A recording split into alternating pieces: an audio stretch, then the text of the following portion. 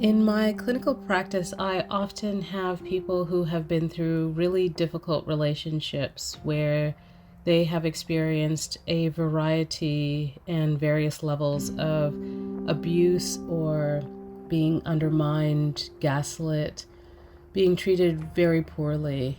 And often what they describe is being in a relationship with someone who has narcissistic character traits or behavior patterns. And they kind of describe themselves as being the empath, the individual who always let things go, the individual who really tried to make things work, the person who had more of a moral compass. And in many ways, that is absolutely true. And it's really difficult for these individuals to feel safe and comfortable in their own skin. Now, narcissism, as well as the disease to please, if you will, that comes from trauma. Often people who resort to abusing others really have been abused themselves. So I'm sure people have heard of that statement, hurt people hurt people. So really what seems to happen is two options where there could be someone who's experienced some, degree or range of trauma, and that could result in externalizing, or what I would call externalizing behavior. And that seems to be a lot of where narcissistic behavior can be seen, or characteristics may be developed. And so they externalize the anger, and the frustration goes outwards towards other people. And they are very hypervigilant, and one could even say that it is a PTSD, post-traumatic stress disorder reaction. On the other hand, people who have experienced a lot of trauma might go another way and internalize and really get this sense that, well, the only way that they can build relationships or be important is to make themselves as small as possible, to implode as a person, if you will, to really retract. And those are the people I'm kind of talking about today. And that really causes them to become codependent, because their identity is dependent on others, and really strong personalities or strong kind of behavior patterns exhibited by narcissistic people. There seems to be this mutual magnetism that occurs. So what I mean by that is there seems to be an attraction of the empathetic person to the narcissistic person, and the narcissistic person to the empathetic person. And they both seem to feed off of each other. And, some people say, everything happens for a reason, and maybe it's because there are lessons that both parties really need to learn by being in these difficult situations. So I'm not sure how much you might ascribe to that, but that's another way of looking at it. So focusing more on the empathetic kind of person, and I'd really like to focus on some of the maladaptive traits that the empathetic person might engage in that actually continues to fuel this kind of dynamic. And I call this the Empath Syndrome. So there's a lot out there on the narcissistic person's kind of behavior patterns. There are great people who are very skilled in exploring that. For instance, Dr. Ramani Durvasula, her YouTube channel, as well as Lisa A. Romano. There's Dr. Grande. There's a range of different people who talk about narcissism and how all of that kind of manifests and the impacts it has on the empathetic or the codependent person. What I'd like to kind of focus on is the empathetic person. And the empathetic person has wonderful traits. They are very giving, they're very loving, they're very compassionate, sympathetic, and of course empathetic. They will give you the shirts off their backs, even if it means that they will freeze, and they will give you the food off their plate, even if it means they're going to starve. And so I'd really like to focus on the maladaptive aspects of the empathetic experience, specifically related to like that example of, they'll give you the shirt off their back, even if it means they're going to freeze. That's maladaptive. There must be boundaries that are set. Or they'll give you the food off of their plate, even if they're going to starve. Again, that's maladaptive because the boundaries are not clear for that person and are not set in a way that allows them to flourish. And I see a lot of this with my clients, and they're really wondering how to kind of change these patterns. So today I'm just going to explain a little bit of what I perceive as the 3 E's of empath syndrome. So the first one is, in empath syndrome, people will engage with narcissistic behavior. The next one is that people will enable narcissistic behavior. And then the last one is that people who have empath syndrome will enforce narcissistic behavior. So let me go through all 3 so that you have a sense of what I mean. So the first E is engage. So when someone who is portraying narcissistic behavior or narcissistic actions, the person who is dealing with or who has empath syndrome will deeply engage in whatever those behaviors are. So if someone who is narcissistic is talking about all of the vulnerability that they experience and how life is so unfair and how there really isn't anyone that really understands them, the person with empath syndrome will engage with that information and will provide that person with attentiveness and care as if that individual had never hurt them before.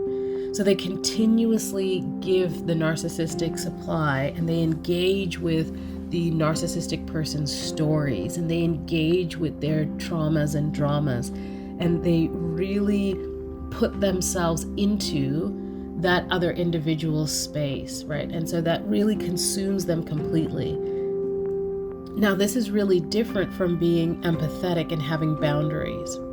So for instance, if someone who is narcissistic and they continuously over a period of time use that particular tactic of drawing you in with their vulnerability, please help me, this is what I need, this is, and gaslighting and undermining by saying, well, you don't help me, no one understands me. If someone is continuously in that pattern, someone who is empathetic can still have boundaries and say, look, I'm really sorry that is happening for you, but at this moment, what I need to do is kind of take a step back. There are a range of different people who you could talk to, counselors, psychologists, psychotherapists, social workers. There's a range of different things that you can engage with. Please go and do that. Life coaches, etc. Right? So they have a boundary set. I'm really sorry. They're empathetic. That still remains. I'm sorry that happened. I'm sorry you're feeling that way, but I can't help you. They disengage. Whereas empath syndrome is where people will engage repeatedly, again and again and again. And clients will say to me that it's like an addiction. Like they can't quite get out of this pattern because sometimes the highs are really high and the love bombing is so wonderful when it happens. And of course, that is linked to their own previous trauma and lack of, attachment security. So then we get to the second E, enabling. So this is beyond engaging. So by enabling, the person who has empath syndrome will actually go out of their way to reinforce or to help the person who is displaying narcissistic tendencies or behaviors. So they will say, I'm so vulnerable. The narcissistic person will say, I'm so vulnerable. This is happening to me and I can't handle this. For instance, I've lost my job. I don't have a driver's license because I've lost it because I was, speeding down the street and I really just have no one to help me. It's so horrible. And so then the person with empath syndrome will enable this behavior by saying, that's okay. Come and live with me. That's okay, I'll pick you up, I'll drop you off. And that continues to pull that person who identifies as an empath into this cycle that makes it difficult for them to actually set boundaries, because now that you're doing all the driving, and now that this person is inside your house, now that this person is engaging with your colleagues or your friends or whatnot, they have more access to the things that are important to you, and therefore the things that can enable them to make you more vulnerable. So they can see how you live, they can get access to information about you, things like financial statements, things like accessing your computer, all of these kind of things where they are collecting more information. And for individuals who have been in a relationship with someone who displays narcissistic traits, you will know that that is one of the most dangerous experiences, because the more access they have to you, the more ammunition that they can use against you. So that enabling refuels the narcissistic person's or behavior. So then the last one is that people with empath syndrome will enforce narcissistic behavior patterns. Yeah, so hear me out. So what I mean by this is that people with empath syndrome will defend and will support the narcissistic behavior by telling other people not to do things, not to say things, not to act in certain ways, to ensure that the narcissistic person is not triggered, is not upset, is not frustrated, is not angry. Now, of course, there are many reasons people do this, including for their own safety. And of course, if it's an unsafe situation, calling the police and making a report is one of the first things that needs to be done. But outside of significantly kind of violent responses from a narcissistic person, where it would be very dangerous to try to set boundaries, generally people will say, oh, don't say that, or don't do this, and they will actually curate other people's responses and actions and behavior so that the person who's displaying narcissistic behaviors or traits does not get triggered or frustrated. So the person with empath syndrome is so worried about how that person, the narcissistic person, will feel that they completely undermine themselves in interpersonal settings or in other relationships. They will defend that other person and say, oh, well, it's because they were traumatized and this thing happened when they were young. And absolutely, as I mentioned before, trauma is a core cause of narcissistic behavior patterns. However, this individual who has empath syndrome will defend, will literally put their neck out for this other person, but it doesn't really go the other way. So those are the 3 E's that I've kind of considered working with clients and thinking about how this kind of manifests. And when we're talking specifically about the maladaptive aspect of being an empath, when it kind of goes too far. And so the question is, well, how do we stop engaging? How do we stop enabling? And how do we stop enforcing? One of the key things that I work with my clients is developing their own sense of personal identity. Who are they outside of their relationships? What are some of the things that they do that help to differentiate themselves from other people? And I don't mean like being special or unique, but just, this is who I am. Yes, okay, I'm an empathetic person and I like to help people and I like to do X and Y and Z. Okay, in which environment is your empathetic nature supported? Is it celebrated? Is it reinforced in a way that is positive? And how can you channel that energy? Obviously, people who have an empath kind of personality structure have great strengths, really and truly, and these people can really be great healers in the world. So how can you really restructure the use of your empathy towards situations and people and opportunities that will reinforce the positivity and give back to you, that will reciprocate for you those empath qualities, right? You also need to have your cup filled. You can't always just fill other people's cups.